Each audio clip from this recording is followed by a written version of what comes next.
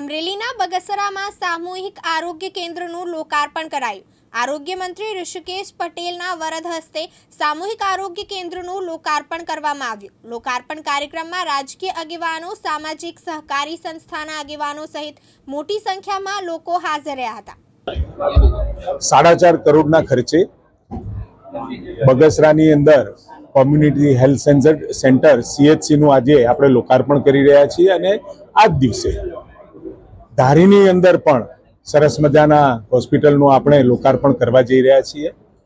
એટલે આજ વિધાનસભાને બે સુંદર મજાના સારી સગવડો ધરાવતા બંને હોસ્પિટલ્સ મળી રહ્યા છે અને આ આરોગ્યની સુવિધાઓ ક્રમશઃ વધતી રહે એના માટે રાજ્ય સરકારે હંમેશા એના એક્શન પ્લાન પ્રમાણે દર વર્ષે કેટલા PSC, CHC, સબ સેન્ટર અને આરોગ્યની સુવિધાઓ વધારવાનું અને સાથે લેબોરેટરી ટેસ્ટ વધારવા માટેની પણ વ્યવસ્થાઓ રાજ્ય સરકાર કરી રહી છે।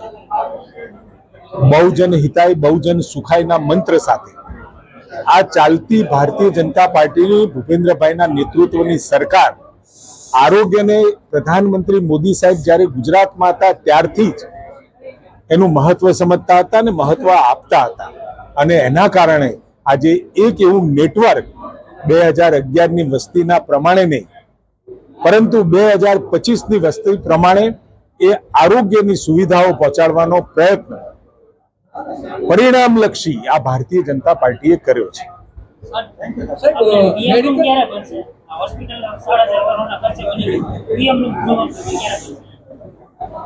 અડધો ભરેલો છે એટલે આખો પણ ભરી જશે। તમે ચિંતા ના કરો। ક્રમશઃ જેમ ડાયાલિસિસ સેન્ટરની વાત થઈ એમ ખૂટતી કોઈ પણ સુવિધાઓ અહીંયા લાગે એ તમામ પૂરી કરવા માટે રાજ્ય સરકાર કટિબદ્ધ છે। મેડિકલ કોલેજ હોવા છતાં ફોરેન્સિક પીએમ માટે ભાવનગર ખસેડવા પડે છે। અમરેલીમાં મેડિકલ કોલેજ હોવા છતાં ફોરેન્સિક પીએમ માટે બોલીને ભાવનગર લઈ જવી પડે છે। તો અહીંયા ફોરેન્સિક પીએમ થાય તે માટે હું ચોક્કસ જોઈ લઈશ। તમે મારું ધ્યાન દોર્યું છે એટલે અહીંયા કયા પ્રકારની સુવિધાઓ અને કેટલાક વિષયો મારા પણ ધ્યાને આવ્યા છે। ચોક્કસ એ બ્રાઉન ફિલ્ડની અંદર એ આપણે કોલેજ આપેલી છે એટલે એમાં ખૂટતી સુવિધાઓ અને ખૂટતી લેકિંગ જે પણ કોઈ સારવારની અભાવ દેખાશે તો બોલાવી અને ચોક્કસ સૂચના આપી અને એ વિષયો અમે પૂરા કરાવીશું।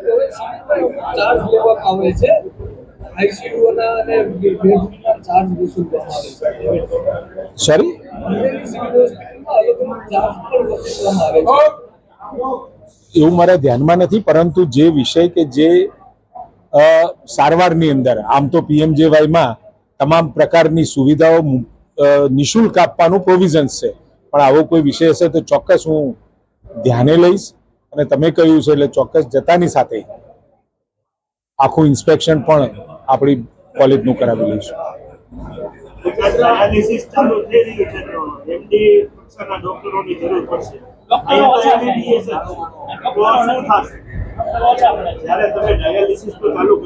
ડાયાલિસિસની અંદર ડાયાલિસિસ ટેકનિશિયનની જરૂર પડે છે પરંતુ આ CHC સેન્ટરમાં બીજી પણ સ્પેશિયાલિટીની સગવડો આપવા માટે જેમ આપણી પાસે સ્પેશિયાલિસ્ટ એટલે MD, MS ને સુપર સ્પેશિયાલિસ્ટ ડોક્ટરો અવેલેબલ થતાની સાથે અને હમણાં જ જો તમને ખબર હોય તો રોગી કલ્યાણ સમિતિમાં પણ એના પાવર્સ આપણે વધાર્યા છે અને સાથે CM સેતુની અંદર જે બહારના ડોક્ટરો જે વિઝિટિંગ ડોક્ટરો તરીકે અહીંયા 3 કલાક આવીને સેવા આપે એમના પણ રેટમાં ઘણો બધો મોટો વધારો કર્યો છે।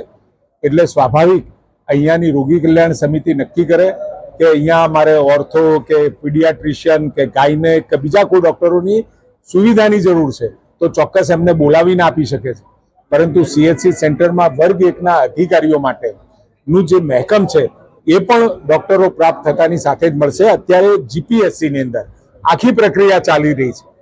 MBBS ડોક્ટર અને સાથે PG ડોક્ટર જેને આપણે વર્ગ 1ના તબીબી અધિકારીઓ કહીએ છીએ એ મળતાની સાથે આપણે ગુજરાતમાં આપીશું અને સેચ્યુરેશન પોઈન્ટ ઉપર પહોંચી શકાય એના માટે રાજ્ય સરકારનો સતત પ્રયત્ન છે।